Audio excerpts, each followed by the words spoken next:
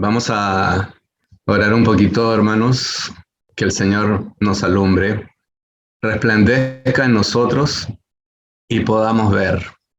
El apóstol hizo una oración en Efesios 1 que dice: Señor, dame un espíritu de sabiduría y revelación. La sabiduría ya sabemos que es la sabiduría de Dios que nos explica las cosas. Y el ver esa revelación, el ver algo de Dios, necesitamos aplicar esa sabiduría. Dios está en nosotros. Nosotros solamente tenemos que hacer es volvernos a Él y lo que Él es, poder apoyarnos en ello para que podamos comprender. Este mensaje es un mensaje muy profundo, pero lo hemos tratado de hacer de una manera sencilla por tiempos, ¿no? Entonces vamos a ir adelante, si el hermano me puede... Bueno, el tema global de todo esto son las 4 grandes columnas del recobro del Señor. Lo hemos graficado esto de esta manera. La base es el recobro del Señor. Cada columna sostiene algo. La primera columna nos muestra la verdad. La segunda columna nos muestra la vida. La tercera ya pone en acción lo que es la verdad más la vida, que es la iglesia. Y finalmente esa propagación se lleva a cabo mediante el evangelio. ¿Para qué? Para sostener lo que conocemos como la economía de Dios. El plan de Dios se lleva a cabo bajo estas 4 columnas que son verdaderamente el cimiento, ¿no es cierto?, que es el recobro del Señor. Esas columnas sostienen la economía de Dios. Si no conocemos la verdad, nunca vamos a saber cuál es el plan de Dios. Si no tenemos la vida, menos. Si no conocemos la iglesia, ni hablar. Y el evangelio es el que lleva todo esto a todas las personas. Entonces, con esta visión, vamos a entrar en la segunda columna, que es la vida. Vamos adelante, hermanos. La vida la tenemos sostenida y desarrollada en 7 puntos. El primer punto nos dice: el Señor Jesús es la verdad y la vida. Y ese era el versículo que han orado leído. Yo soy el camino, la verdad y la vida. Bueno, cuando uno conoce un poquito más, la verdad ya se transforma en realidad, ¿no? El segundo punto nos dice experimentar la vida al conocer la verdad. ¿Cómo puedo experimentar la vida si no conozco la verdad? Eso es imposible. Entonces, el segundo aspecto es este. El tercero nos dice participar de la vida y la naturaleza divinas. La vida y la naturaleza divinas. El cuarto, el Cristo que está en nosotros es nuestra vida. Le damos gracias al Señor porque Él es nuestra vida. El quinto, Cristo es nuestra vida. El sexto, experimentar y disfrutar a Cristo como vida. Y el séptimo, el secreto de experimentar a Cristo como vida. Aquí tenemos toda una secuencia. Lo importante es poder llegar a ese séptimo paso, que es experimentar. ¿De qué nos sirve saber si no experimentamos? Entonces, vamos al primer punto, que nos dice: el Señor Jesús es la verdad y la vida. Aquí tenemos un versículo que ya lo han leído: yo soy el camino, la realidad y la vida. Y aquí el cristianismo ha caído en degradación por haber perdido la verdad y estar escasos de vida. No puedo estar en la instancia que debo estar si no conozco la verdad y por tanto si no tengo vida. Tanto la verdad como la vida, hermanos, son el Señor mismo. No obstante, estos dos diferentes aspectos de lo que Él es. Él es muchas cosas, pero acá hay dos aspectos que son fundamentales, la verdad y la vida. Ahora, la diferencia es que la verdad es la definición y explicación. Fíjense en esto, hermanos, ¿ah? Pongan atención en esto, es muy interesante. Dice que la diferencia es que la verdad es la definición y explicación, lo cual es algo externo. Pero la vida denota el contenido interno e intrínseco. Eso significa que si no tengo ambas, no estoy completo. No puedo avanzar. El Señor no puede avanzar en mí, ¿no? Entonces necesito ambas. El Señor en el cuarto punto dice nosotros en nuestra vida, pero la experiencia que tenemos de esta vida requiere una explicación. Y esta explicación es la verdad. ¿Por qué es tan importante leer la palabra de Dios? Porque ahí está la verdad. Ya vamos a entrar en eso. Si recibimos al Señor en conformidad con esta explicación, entonces tenemos vida, hermanos. Cuán importante es conocer la verdad. Fíjese que en Juan 8:32 dice, conocerás la verdad y la verdad nos hará libres. ¿De qué? De todas las mentiras y patrañas que el enemigo ha puesto, ¿no es cierto? Ahí y nos trata de inducir a caer en ellas. Vamos al segundo punto, hermanos. El segundo punto dice experimentar la vida al conocer la verdad. Justamente este es el punto cumbre, ¿no? Tenemos que seguir avanzando, escalando y creciendo para llegar a la estatura que el Señor necesita. Conoceréis la verdad y la verdad os hará libres. Justo se los había dicho antes. Entonces la Biblia es un libro de vida y la razón de esto es que su contenido en su totalidad es la verdad. Usted dirá, ¿qué tiene que ver la verdad con la vida? Ya vamos a entrar. Segundo punto, la Biblia no es solamente un libro de conocimiento. Mucha gente lee la Biblia completa. Conozco una persona que la leyó 50 veces y no tenía la realidad de todas esas cosas. El Antiguo Testamento, se lo saben de paporreta, pero ¿y qué aplicación tiene? Por ejemplo, estábamos estudiando Josué. ¿Qué aplicación tiene Josué en nuestro día a día, jóvenes? ¿Qué aplicación tiene Éxodo? ¿Qué aplicación tiene cada una de las partes del Antiguo Testamento en mi diario vivir? En el Señor sí vemos esa aplicación. El tercero dice, todo el conocimiento contenido en la Biblia es la verdad, dentro de la cual se halla la vida.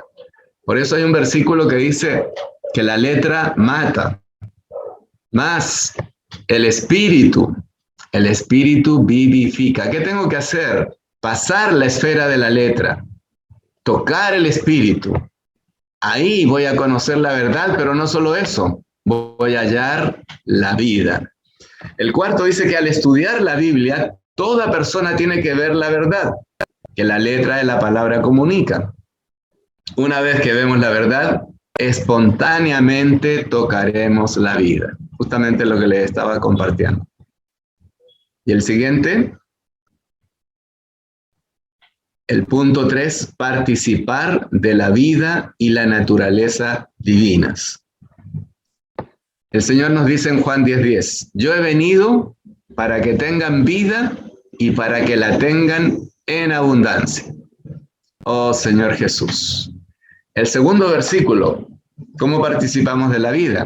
Cuando el Señor nos dice, yo soy la resurrección y la vida. Oh Señor Jesús.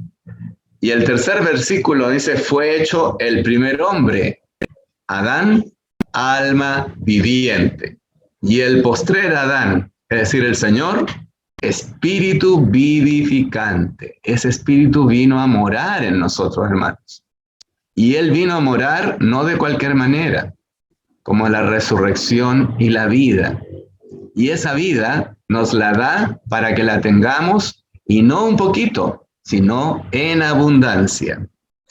El primer punto dice que Él está en nosotros para darnos vida e impartir su suministro día a día. En la medida que yo me acerco más al Señor, más vida gano. Entonces, así podemos crecer en vida.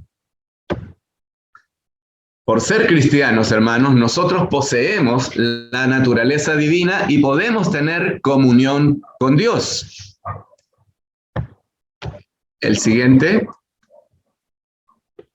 Y vamos al cuarto punto de esta segunda columna. El Cristo que está en nosotros es nuestra vida. Con Cristo dice, estoy juntamente crucificado y ya no vivo yo. ¿Cuál es el gran problema que hay en nuestro ser? El yo. Más vive. Oh Señor, gracias porque más vives. Cristo en nosotros, hermanos. Y el segundo versículo nos dice, porque la ley del Espíritu de vida me ha librado en Cristo Jesús de la ley del pecado y de la muerte. Gracias al Señor que aparece en Romanos 8. En Romanos 7 parecíamos completamente anulados, eliminados de la faz de la tierra, ¿no es cierto?, por el pecado. Pero el Señor dice, tranquilos, porque la ley de vida en Cristo Jesús nos libra de la ley del pecado y de la muerte. Y el Señor es el Espíritu, hermano. Y donde está el Espíritu del Señor, allí hay libertad. ¿Y recuerdan Juan 8:32? Dice, conocerás la verdad y la verdad te hará libre. Ahí está esa libertad. Es decir, en el Espíritu, allí hay libertad, hermanos. Entonces, Él es omnipresente, ya que está en el cielo y está en nosotros, y está en todo lugar. Él es omnipresente. Pero estos versículos nos presentan un cuadro de las acciones que el Señor realiza para ganarnos y llevarnos a hacer su expresión. Él es el Espíritu, pero no solo eso, Él es el que nos proporciona una ley. En un reino hay una ley, en un país hay una ley que gobierna. Esa ley en el Espíritu impide cualquier intento del enemigo de entrar ahí. Somos liberados, ahí somos libres, estamos en el Señor. ¿Y por qué es esto? Porque Cristo está en nosotros. El quinto punto dice que Cristo es nuestra vida. Cuando Cristo nuestra vida, dice Colosenses 3:4, se manifieste, entonces vosotros seréis manifestados con Él en gloria. Oh Señor Jesús, debemos afirmar que Cristo es nuestra vida, hermanos. Cristo es nuestra vida. Dígalo ahí en silencio. Cristo es nuestra vida. Cristo es mi vida. Oh, Él vive en nosotros. Y ya no vivimos nosotros, sino que Cristo vive en nosotros.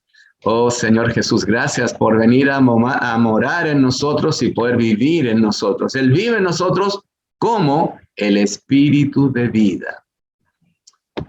Si no fuera el Espíritu, le sería imposible entrar en nosotros. Cuando Él se sopla en el punto 4 dice, Él es el neuma de Dios, quien se sopló en ellos y les dijo, recibid el Espíritu Santo. Si Él no hubiese sido el Espíritu vivificante, oh Señor Jesús, no habría podido soplarse dentro de los discípulos en ese momento y en nosotros cuando nos arrepentimos y lo recibimos. Es decir, Él es el aliento de Dios. Gracias, Señor. Por eso invocar es tan rico, hermanos. Oh Señor, recibo el aliento de Dios. Amén. El siguiente punto. El 6 dice, experimentar y disfrutar a Cristo como vida. Normalmente lo que se da en el cristianismo es doctrina, la cual no suministra vida, es letra, y la letra mata. Y acá hay un ejemplo que dan los hermanos del ministerio. Dice, las esposas se deben sujetar a su marido. Ese es un versículo. Si las esposas tratan de hacer esto en sus fuerzas, en algún minuto perderán la calma y dejarán de someterse, por decirlo menos. Pero, en Efesios 4 comienza el versículo diciendo, pero Dios, Cristo como nuestra vida, es el único que puede hacernos ver las cosas desde otra perspectiva y que la cólera o discrepancia con el cónyuge mengue. Este es un ejemplo, pero tómelo en general, ¿no? Cuando se enoja con una determinada persona y reacciona, etcétera. Yo sé que a ustedes no les pasa eso, pero a algunas personas sí les pasa, ¿no? Ustedes nunca se enojan. Bueno, el siguiente dice que Él infundirá, cuando estamos así, un poquito molestos, no sé qué, Él infundirá su fragancia en nosotros, hermanos, si nos volvemos a Él, y nuestro enojo pasará y seremos llenos de gozo. ¿Por qué? Porque en su presencia hay plenitud de gozo. Para esto debemos buscarlo a Él siempre. Hay un desarrollo respecto a esto muy profundo. Por tiempo, le reitero, no puedo tocar más, pero debemos experimentar, hermanos. Debemos experimentar una vida en que podamos afirmar con seguridad, ya no vivo yo, mas vive Cristo en mí. Fíjense, no pasen todavía la lámina última. Quiero compartirle algo pequeño, pero muy importante. La Biblia nos muestra que Jesús, hombre, no buscaba su propia gloria, no hablaba sus propias palabras, no hacía sus propias ideas. La pregunta es, ¿cuál era la persona que estaba dentro de él? Dentro de él había una persona, y esa era el Padre. Entonces él tenía una comunión permanente con el Padre, y el Padre le indicaba lo que hablara, lo que hiciera, etc. Hoy tenemos la Trinidad dentro de nosotros, y nuestro yo no lo deja entrar, no lo deja entrar. Entonces, ¿cuál es la meta, hermanos? ¿Hacia dónde debemos apuntar? A hacer un lado nuestro yo para dejar que el Señor sea nuestra persona. Si Él es nuestra persona, hermanos, no tengo que hacer ningún esfuerzo. Solamente le consulto y le digo, Señor, ¿qué quieres que haga en este caso? ¿Quieres que llame a tal persona? ¿Qué te parece si hablamos con tal otra persona? Si Él no quiere, yo no quiero. Pero si Él quiere, aleluya, digo nada más, ¿no? Entonces fíjense, la vida del apóstol fue una vida aparentemente por lo que le sucedía externamente, muy dura. Pero interiormente, hermanos, pudo escribir todas estas cartas. Muchísimas cartas, ¿no es cierto? Entonces, él fue usado por el Señor, usado en el buen sentido, ¿no? Entonces, él pudo decir en su momento, ya no vivo yo, más vive Cristo en mí. Y esa debe ser nuestra aspiración, algún día poder decir, sí, Señor, ya no vivo yo, eres tú mi persona. Y te tomo a ti como mi persona y me aferro a ti como mi persona y solo quiero que tú seas el que direccione mi vida y todo mi ser.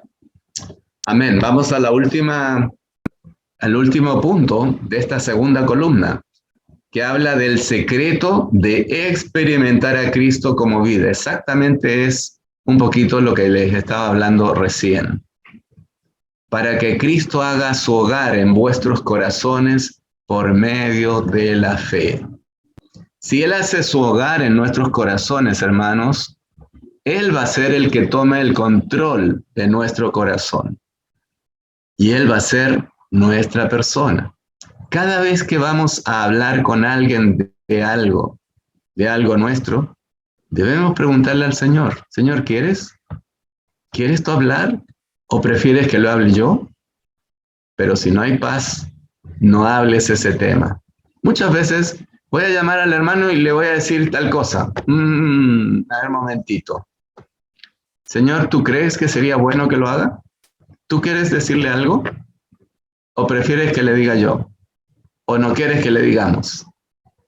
Entonces, si no tengo paz, no lo hago y cambio de tema. Cuando alguien quiere discutir sobre alguna doctrina, y esto es típico, ¿no? Nos dicen, el Dios no es triuno, es así, es asá. Y nosotros que decimos, no, estás equivocado, mira, la Biblia dice tal y tal, y tratamos de demostrarle que sabemos. ¿Qué produce eso? Conflicto, problemas. Entonces, ¿qué debemos hacer? Preguntarle al Señor, ¿quieres hablar de este tema? Pero si Él no quiere hablar, nosotros debemos callarnos. No debemos descuidar tener comunión con el Señor.